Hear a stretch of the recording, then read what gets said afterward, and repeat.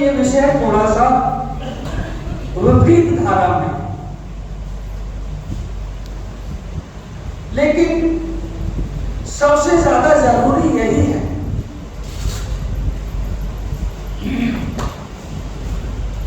क्योंकि हर जय में, हर हार में, हर जीत में, हर हार के बीच होते, हर हार में जीत के बीच होते। तो हम जब जीत के चारों तरफ जीत के ढिंढोरे हैं, जब चारों तरफ जीत के बाजे बज रहे हैं, उस समय कार्यकर्ताओं को सोचना होगा कि जब शिवाजी के पास कुछ नहीं था, मां के आशीर्वाद के अलावा न सेना थी न पैसे थे, उस समय उनका मनोबल कैसा था, उस समय मराठा सोच कैसी थी। और जब मराठाओं का साम्राज्य आधे हिंदुस्तान में हो गया तब वो हार गए। और जब गुरु गोविंद सिंह जी को पंच प्यारे ही मिले, छठा नहीं मिला, और उसके बाद उसके 150 साल बाद जब उनके घोड़े अफगानिस्तान में घुसे, उसके बाद वो हार गए। तो जब एक ऊंचाई में पहुंचना एक हार का कारण बनता, और हार का कारण 2004 में मदन दास जी बीजेपी को देखते थे। मैं तो संघ में महानगर का साक्षीदार हुआ था, मैं तो बीजेपी में नहीं था, लेकिन मैं दिल्ली गया, मदन दास जी पैसा के साथ बैठा था, पहले भी बैठता था। मैंने कहा भाई साहब 2004 में बीजेपी हार गई और मुझे लगता है प्रमोद महाजन जी के कारण हारी, अपने पार्टी से निकाल दो। तो मदन दास जी मुझसे बोले ना, प्रमोद महाजन जी के कारण बीजेपी नहीं हारी है। तो मैंने पूछा फिर क्यों हारी? इंडिया साइनिंग हो रहा था, फील गुड हो रहा था, चतुर्भुज योजनाएं थी, परमाणु विस्फोट हुआ था, चारों तरफ विजय का माहौल था, कारगिल विजय का जश्न मन रहा था, फिर क्यों हारे? तो उन्होंने कहा, मदन दास जी ने कहा कि हम इसलिए हारे क्योंकि हमारे पास कार्यकर्ताओं की संख्या ज्यादा। तो मैंने कहा ज्यादा कार्यकर्ता होना तो जीत का कारण बनना चाहिए। तो वो बोले ना, ज्यादा कार्यकर्ताओं का होना भी हार का कारण बन सकता है। तो आज का प्रशिक्षण और पिछले 1.5-2 महीने से मंडलों में जो प्रशिक्षण चल रहे हैं, ये हमारे कार्यकर्ता ही हमारी हार का कारण ना बन जाए, उसके लिए प्रशिक्षण। तो हमारे कार्यकर्ताओं को किस मनोभूमि पर रहना है, किस ध्येयवाद पर रहना है, इसके लिए यह प्रशिक्षण।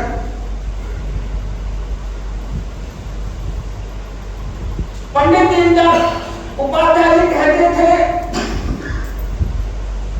और उनके पीछे कहने के पीछे उनका अर्थ शायद ये रहा होगा कि हर व्यक्ति को, क्योंकि हम सब कार्यकर्ता हैं, हम सब मानव हैं, हम अपने एक मन रखते हैं। तो दीनदयाल उपाध्याय जी कहते थे कि हर एक व्यक्ति के 4 आयाम, उसके पास शरीर है, मन है, बुद्धि है, आत्मा। शरीर को सुख चाहिए, मन को भी सुख चाहिए, बुद्धि को भी सुख चाहिए, और आत्मा को सुख नहीं चाहिए, आत्मा को आनंद चाहिए। तो जो गर्मी है, एसी लगाना जरूरी है, ये हमारे शरीर का सुख।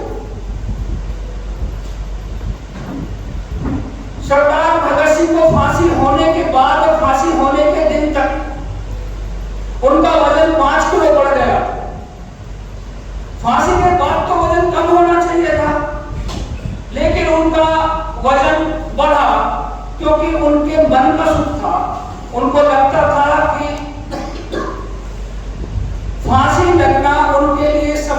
बात की।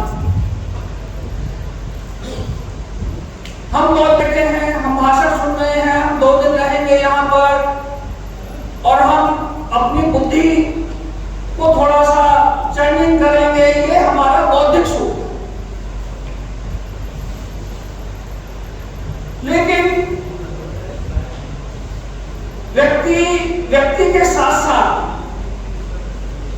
दीनदयाल जी ने कहा व्यष्टि से समष्टि, समष्टि से सृष्टि, सृष्टि से परमेष्टि, और हम ये आपस में जुड़े रहते हैं। तो समाज में रहने के साथ साथ हमारे समाज के प्रति भी कुछ उत्तरदायी होते हैं और उन उत्तरदायित्वों को निभाने के लिए हम भारतीय जनता पार्टी के सदस्य बने, क्योंकि हमें लगता है कि समाज का भला, देश का भला, धर्म का भला भारतीय जनता पार्टी के माध्यम से हो सकता है। इसलिए हम भारतीय जनता पार्टी में आए और इसलिए हम अपने मन को कैसा रखें। तो हर एक कार्यकर्ता 3 प्रकार के होते हैं। एक कार्यकर्ता वो है जो ध्येयवादी है, एक कार्यकर्ता वो है जो व्यक्तिवादी होते हैं, एक कार्यकर्ता इन दोनों के बीच के होते हैं। जब देश आजाद हुआ और महात्मा गांधी जी की जो विचार था वो 2 धाराओं में था। एक उनके अनुयायी सर्वोदयी थे, एक उनके अनुयायी कांग्रेसी थे। कांग्रेसी सत्ता में आ गए और जैसी सत्ता में आए तो उन्होंने सर्वोदयों को अपने पास बुलाया। विनोबा भावे जैसे जितने लोग थे, दादा धर्माधिकारी जो उस समय लीड कर रहे थे, उनको बुलाया कि देखो तुम्हारा पूरा जीवन टूटी चप्पलों में काम करते करते हो गया, फटे कुर्ते में, आधी धोती में काम करते करते तुम्हारा जीवन हो गया। अब हम सरकार में आए, अब हम तुम्हें कुछ साधन देंगे। तो उनको कार्यालय दिए, उनको जमीनें दी, उनको कुछ कार दी। तो दादा धर्माधिकारी बाद में खुद ही कह रहे थे कि जब हम एक बार संघ के कार्यक्रम में जब उनको बुलाया गया था तो वो कह रहे थे कि देखो जब हमारे पास संसाधन नहीं थे, न कार्यालय थे, न जमीनें थी, न कार थी, न पैसा था, न आने जाने के साधन थे, उस समय हम 20-20 किलोमीटर दूर साइकिल से चले जाते थे, सभाओं में चले जाते थे। लेकिन जब हमारे पास कारें आई तो आधा किलोमीटर पर भी सभा होती थी, तो भी चूंकि कार नहीं आई इसलिए हम सभा में नहीं जाते। और जितने भी सर्वोदयी नेता थे वो सारे के सारे इतने आराम तलब हो गए कि पूरा का पूरा जो सर्वोदय का मूवमेंट था वो खत्म हो गया। डॉक्टर हेडगेवार ने एक ध्येय दिया और उन्होंने कहा कि भारत हिंदू राष्ट्र है। और उस समय देश का माहौल ऐसा था कि उनके अपने दोस्त को विधानसभा में ये क्लैरिफिकेशन देना पड़ा। जब उन पर आरोप लगे उनको कहना पड़ा कि डॉक्टर हेडगेवार इतने मूर्ख नहीं हो सकते जो ये कहें कि भारत हिंदू राष्ट्र है। उस समय देश की परिस्थिति ऐसी थी। ईसा मसीह को जब फांसी दी जा रही थी, क्योंकि हमें सभी का अध्ययन करना होता है, क्योंकि हमारे मुकाबले भविष्य में बहुत बड़े हैं, अभी तो सत्ताओं में आए हैं, आगे की यात्रा बहुत लंबी है। तो हमारे कार्यकर्ताओं के मनोभूमि पर वो बीज बोने चाहिए जिससे हम एक लंबी यात्रा करते हैं। मोदी जी ने तो लक्ष्य 2047 कर दिया है, लेकिन इससे भी बड़े लक्ष्य है क्योंकि राष्ट्र सनातन है। तो सनातन राष्ट्र के आज 2026 के कार्यकर्ताओं को आज के 100 साल बाद, आज के 500 साल बाद, आज के 1000 साल के बीज बोने होंगे। और आज 2026 में पिछले 100 साल की यात्रा को समझकर अगले 100 साल की यात्रा की तैयारी करनी पड़ेगी। तो डॉक्टर हेडगेवार ने ऐसा कहा। ईसा मसीह को कहा गया कि देखो तुम अपना ध्येय छोड़ दो, हम तुमको राजा बना देंगे। ईसा मसीह ने मरना पसंद किया लेकिन अपना ध्येय नहीं छोड़ा। सुकरात को कहा कि तुम अपना ध्येय छोड़ दो, हम तुम्हें हेमलॉक जहर नहीं देंगे। तो सुकरात ने मरना पसंद किया लेकिन अपना ध्येय नहीं छोड़ा।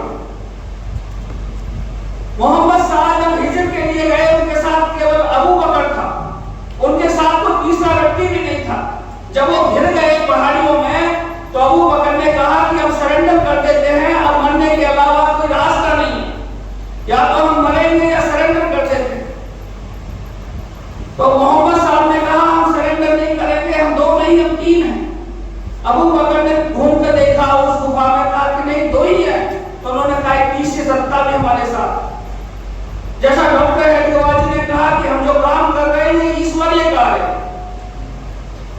तो जो ध्येयवादी होते हैं उनका एक कॉन्फिडेंस लेवल होता है, उनका एक मोरल स्टैंड होता है। तो हम सब लोग ध्येयवादी हैं ऐसा हम मान कर चलते। कुछ व्यक्तिवादी लोग भी आ जाते हैं, उनको लगता है कि मेरी माला, मेरा पट्टा, मेरे फोटो, मेरी वीडियो, मेरा भोजन, मेरा लंच, मेरा मंच, मेरी माइक, ये सब कुछ व्यक्तिवादियों के होते। और व्यक्तिवादी लोग सिर्फ अपने लिए सोचते हैं। यूनान में एक लड़का पैदा हुआ, उसका नाम था नार्सिसस। वो बहुत सुंदर था, उसको पता नहीं था कि वो बहुत सुंदर है। एक दिन वो नदी पार कर रहा था, पुल लकड़ी का था, उसने नीचे देखा तो पानी शांत था, पानी स्वच्छ था। उसको एक चेहरा दिखाई दिया जो उसका खुद का था। तो उसने देखा ये जो चेहरा है तो दुनिया का सबसे सुंदर चेहरा है। अब वो घर आया, उसको लगा कि मुझे इस व्यक्ति को पाना। अब वो पाएगा कैसा, खुद को खुद से कैसे पाएगा? उसको अपने चेहरे से ही मोहब्बत हो गई। वो ढूंढता फिरा अपने आप को ही, उसको कहीं मिला नहीं। जब आप पढ़ेंगे तो नार्सिसस कॉम्प्लेक्स इसको कहते हैं। और खुद से प्यार करने के चक्कर में वो ढूंढता ढूंढता अपने आप को ही, उस चेहरे को ही ढूंढता ढूंढता मर गया। इसमें बहुत सारे किताबें नार्सिसस कॉम्प्लेक्स पर लिखी गई। तो कुछ कार्यकर्ता भी नार्सिसस कॉम्प्लेक्स से ग्रसित हो जाते। कस्तूरी कुंडल बसे, ये तो आपने सुना ही होगा। तो कस्तूरी कुंडल बस के अपने ही उसको ढूंढते रहते। ये कार्यकर्ता खतरनाक नहीं है। खतरनाक वो कार्यकर्ता है जो ध्येयवादी पहले होते हैं, लेकिन परिस्थितियां देखते देखते जब वो किसी बड़े नेता के घर जाते हैं तो देखते हैं कि नेताजी की तो बल्ले बल्ले है। नेताजी की तो दोनों हाथों में लड्डू हैं, 10 उंगलियां घी में हैं। तो उसको लगता है कि मैं ही ध्येयवादी क्यों रहूं। तो धीरे धीरे उसके मन में ये आता है। पूरे समय, पूरे जीवन जो वो मेहनत करता है, धीरे धीरे कुछ लोगों को देखकर उसका मन भटकता है और उसको लगता है कि मेरी भी हिस्सेदारी होनी चाहिए। और इस हिस्सेदारी पे डॉक्टर अंबेडकर जी जब बूढ़े हो गए तो नागपुर के श्याम होटल में बैठते थे। उनके अनुयायी उनके साथ बैठते थे, कोई भाषण नहीं देते थे, माइंड शेयरिंग का काम, गपशप का काम वो करते थे। अपना जो उनका विचार था, उनके माइंड में जो बात है उसकी शेयरिंग का काम करते थे। तो उनके किसी ने पूछा कि बाबा, दुनिया में कुछ संगठन बड़े हो जाते हैं, कुछ संगठन बर्बाद हो जाते हैं, उसका कारण क्या होता है? तो उन्होंने कहा कि उपेक्षा भाव उसका कारण होता है। अब उन्होंने कहा वो समझे नहीं, उपेक्षा से तो संगठन बड़ा होना चाहिए। और डॉक्टर अंबेडकर जी कह रहे थे कि उपेक्षा से संगठन खत्म होते हैं। डॉक्टर अंबेडकर जी ने कहा कि तुमको लगता है होगा कि मेरा स्लिप ऑफ टंग है, मैं गलती से ये बात कह गया हूं, मैं गलती से ये बात नहीं कह गया हूं। जो तुम्हारा प्रश्न है इसको तो 2500 साल पहले महात्मा बुद्ध ने इसका उत्तर दिया। महात्मा बुद्ध ने बताया कि कोई भी काम जब शुरू करते हैं तो लोग उसको उपेक्षा से देखते हैं, उसको नेग्लेक्ट करते हैं, लोग भी उसकी मजाक का उपहास करते हैं। तो जब उसका उपेक्षा करते हैं तो कुछ कार्यकर्ता काम करना बंद कर देते हैं, अपने घर बैठ जाते हैं। जब उनकी मजाक होती है, उपहास होता है, तो कुछ कार्यकर्ता फिर से अपने घर बैठ जाते हैं। लेकिन फिर भी कुछ लोग कार्यकर्ता मेहनत करते हैं और आगे बढ़ते हैं, तो फिर विरोध होता है। तो उस विरोध के कारण कुछ कार्यकर्ता फिर घर बैठ जाते हैं। लेकिन जो नहीं बैठते वो जीत को पहुंचते हैं, यशो मंदिर तक पहुंचते हैं। और जब यशो मंदिर तक पहुंच जाते हैं तब एक प्रॉब्लम पैदा होती है।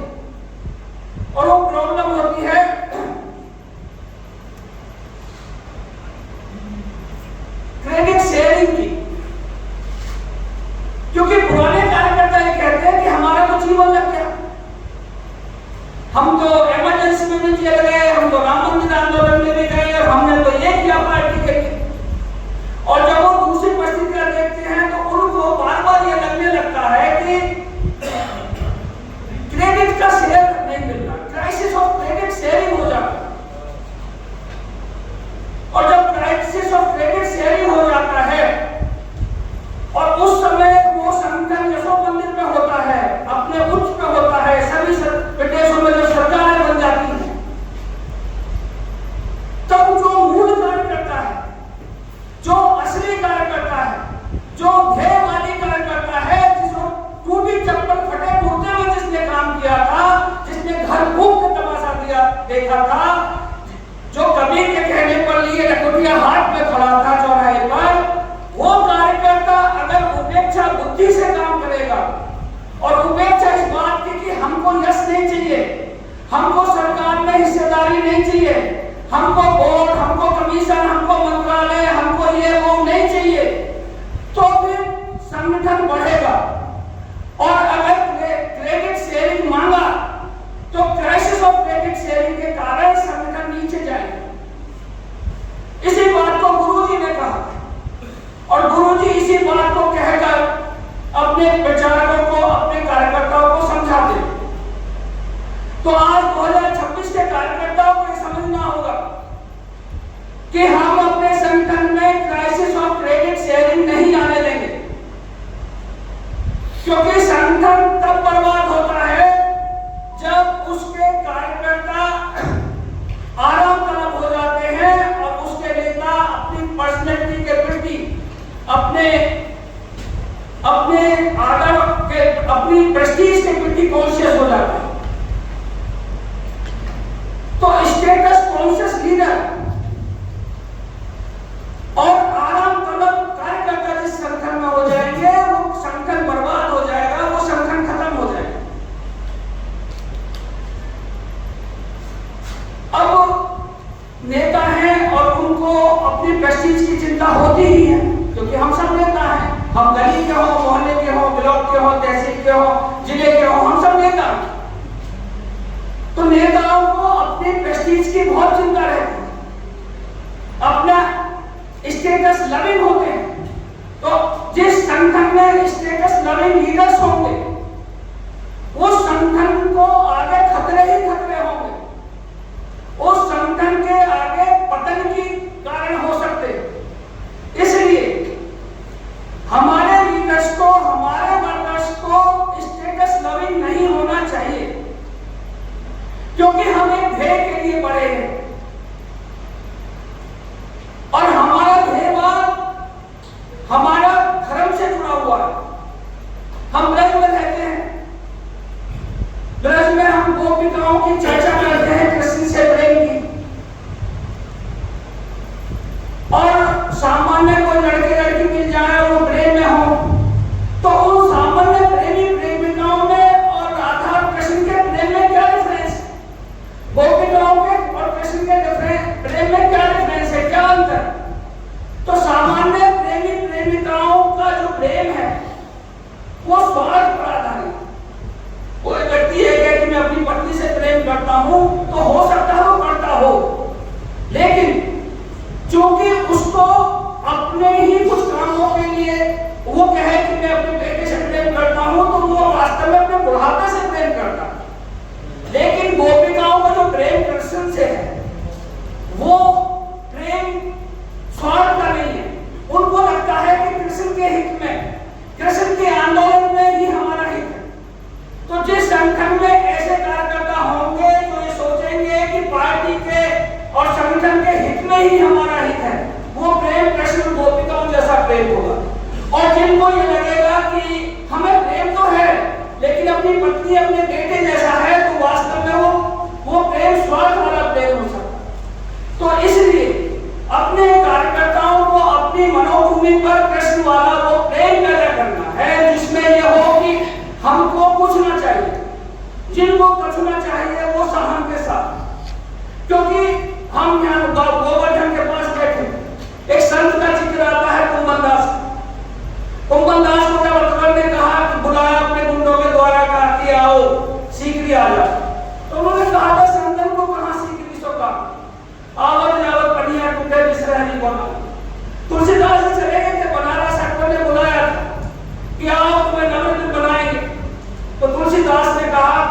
तुम्हारे एक वर्ष में डरता नहीं। उस चौपाई का अलग से अर्थ होता है, को हो निरखा में कहानी। तुलसीदास भी नहीं डरे।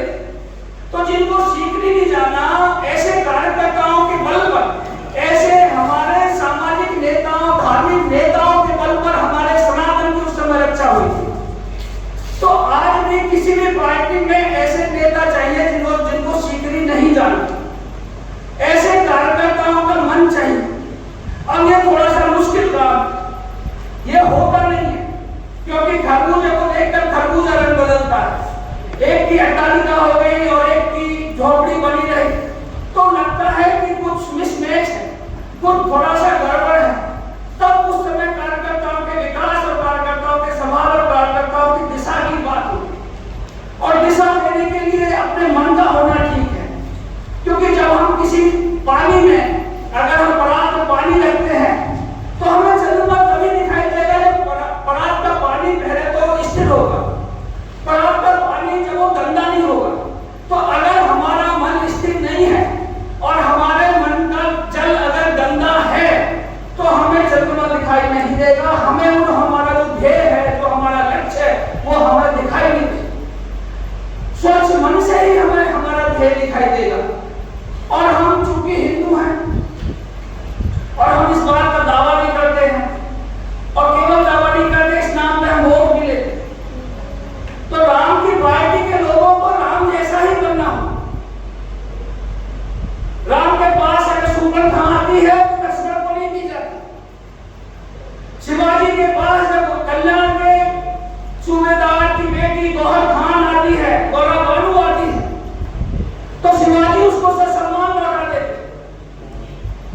उनके बेटे संभाजी को जब औरंगजेब कहता है कि तुझे दक्षिण का राज्य दे देंगे, तुझे अपनी बहन से शादी कर देंगे, तो संभाजी स्वीकार नहीं करते, क्योंकि दिमाग में ध्येय, दिमाग में लक्ष्य रहता है। और जब हरिश्चंद्र अगर सपने में भी विश्वामित्र को वचन दे देते हैं तो उस वचन को निभाते हैं। और ये बात मैं इसलिए करता हूं कि इमरजेंसी के दौरान एक विचारक ने एक कार्यकर्ता को विकसित किया। इमरजेंसी देश में लगी, सरकार ने कहा कि या तो आप संघ में जाओ या नौकरी से त्याग पत्र दो। तो उसने लिख दिया कि मेरा कभी संघ से ना संबंध था ना संबंध रहेगा।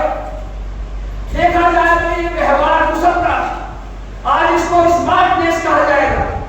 लेकिन इस स्मार्टनेस से ना तो संगठन चलेंगे ना सनातन जीवित रहेगा। सनातन जीवित रहेगा राजा हरिश्चंद्र के सपने में वचन देने के बावजूद भी अपने वचन को निभाने से।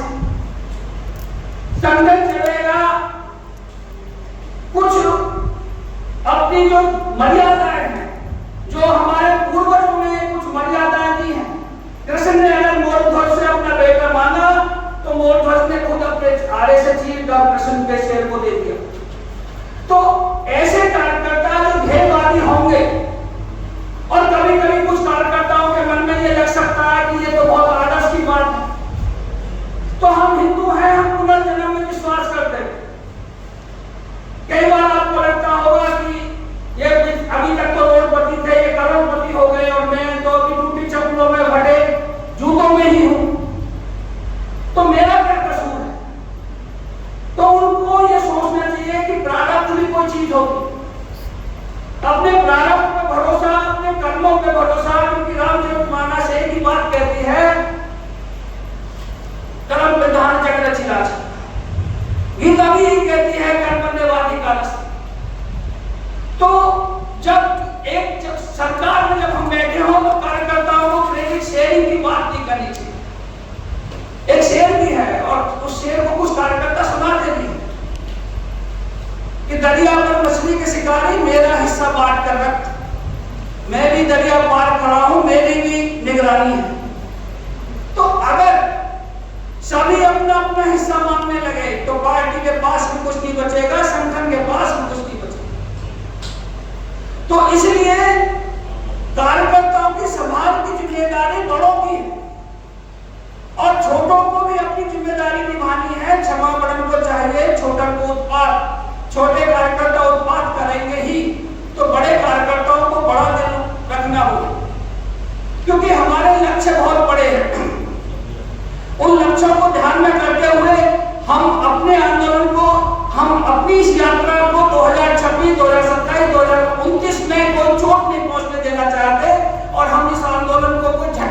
देना चाहते। इसलिए कार्यकर्ताओं को अपने मन पर पूरा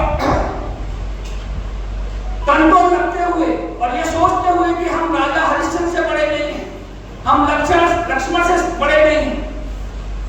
कुछ होंगे मानसिंह जो अकबर से समझौता कर लेंगे, लेकिन कुछ महाराणा प्रताप भी होंगे जो घास की रोटियां खाकर काम चलाएंगे। तो हम महाराणा प्रताप के और शिवाजी के वंशज बनकर, उनके अनुयायी बनकर, राम और कृष्ण के अनुयायी बनकर अपनी कार्यकर्ता की होने की कार्यकर्ता का एक जो रोल है, कार्यकर्ता की जो भूमिका है, उस भूमिका का निर्माण करेंगे।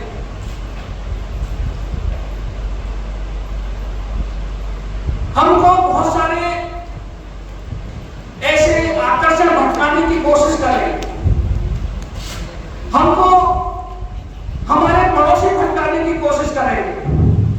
और कुछ कार्यकर्ताओं का क्या, कुछ नेताओं का मन भी ऐसा होता है कि लौंग खा ले तो उनको गर्मी लग जाती, इलायची खा ले तो उनको ठंड लग जाती है। तो ऐसे कार्यकर्ता जो electronic media, print media, social media की न्यूज देखकर जो अपना मन बनाते हो, वो भारतीय जनता पार्टी के कार्यकर्ता कहलाने लायक नहीं है। क्योंकि सोशल मीडिया में जो आता है उसको पढ़कर अपना मन बनाने, अपने मन को कच्चा करने, ऐसे भारतीय जनता पार्टी के कार्यकर्ताओं को नहीं होना चाहिए। किसी भी बाहरी प्रचार का, किसी भी अफवाह का असर हमारे कार्यकर्ता पे, हमारे नेता पे नहीं होना चाहिए। क्योंकि हम अडिग हैं, हमारा ध्येय अडिग है, हमारा लक्ष्य अडिग है और हमारा लक्ष्य क्लियर है। तो हम पर किसी आसपास के व्यक्ति का प्रभाव क्यों होना चाहिए? तो किसी भी अफवाह को देखकर हम अपना नहीं बने और हम कुछ न किसी भावना में बह जाते हैं कि ये हो गया, अब तो फांसी लग जाएगी, अब तो कॉलेज में ये हो जाएगा, वो हो जाएगा। कुछ चीजें होती हैं, उनकी कुछ बीमारियां आती हैं तो उनके उपचार भी होते हैं। और हमने पिछले 100 साल में देखा है कि जो हमारे सामने विपदा आई तो हमने उनका डट के मुकाबला किया, हमने खुद अपने आप को बदला। सनातन होने के नाते पुनर्जन्म की बहुत सारी कहानियां हैं और हम सब पुनर्जन्म पर भरोसा करते हैं। हो सकता है आज मैं इस जन्म में त्यागी हूं तो अगले जन्म में कुछ और हो जाऊं, पिछले जन्म में कुछ और था। इसलिए केवल मैं इस बात पर अभिमान करूं कि मैं त्यागी हूं और त्यागी के नाते मुझे व्यवहार करना है तो ये मेरी गलती हो जाएगी और ये मेरा अगला प्रारब्ध भी बिगाड़ देगी। इसलिए ये जो जन्म है, ये जो जाति है, केवल इसी जन्म के लिए। अगले जन्म में कौन सी जाति होगी, कौन सा धर्म होगा, कौन सा देश होगा, ये हमारा कंट्रोल नहीं। क्योंकि भगवान किस देश में हमको जन्म देगा, इंसान नहीं बनाएगा कि नहीं बनाएगा, इस पर भी हमारा कंट्रोल नहीं। कोई और भी हमें योनि मिल सकती है।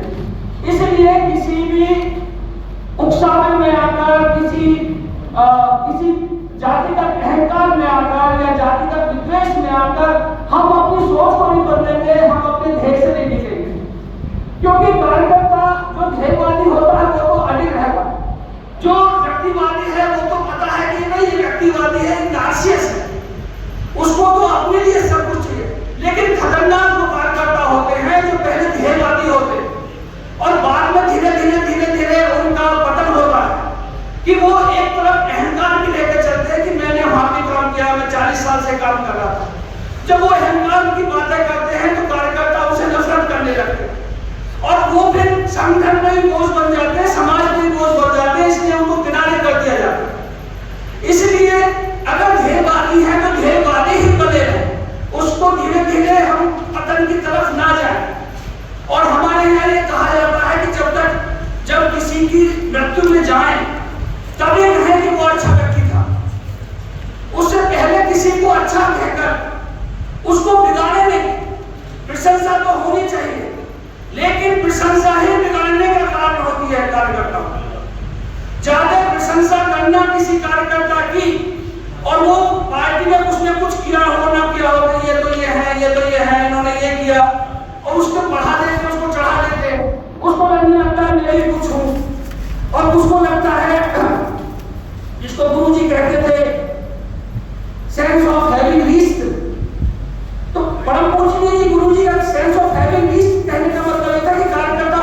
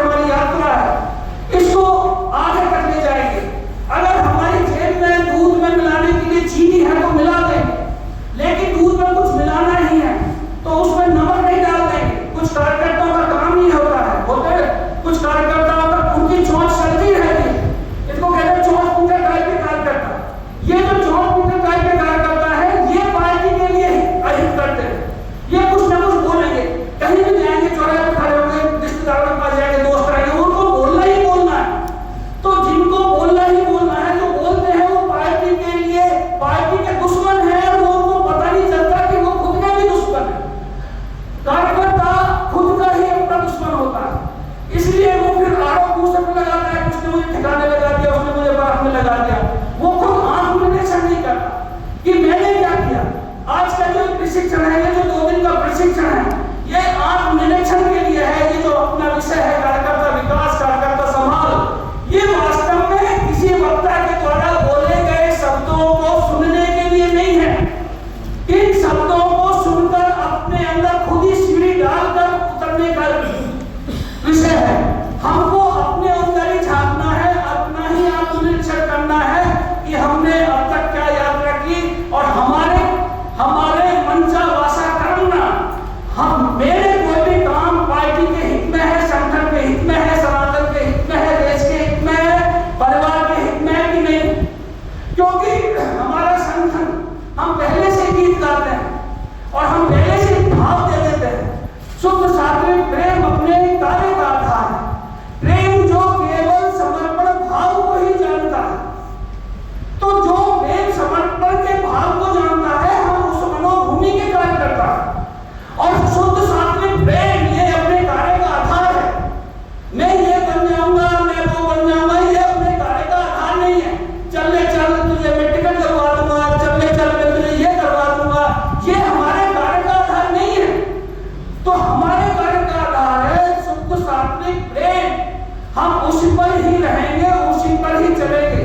हो सकता है कि आपको मेरी बात थोड़ी अपोजिट लगे, हो सकता है आपको मेरी बात से आप सहमत ना हो, लेकिन चूंकि संगठन के हित में यही बोलना था, इसलिए मैंने यही बोला।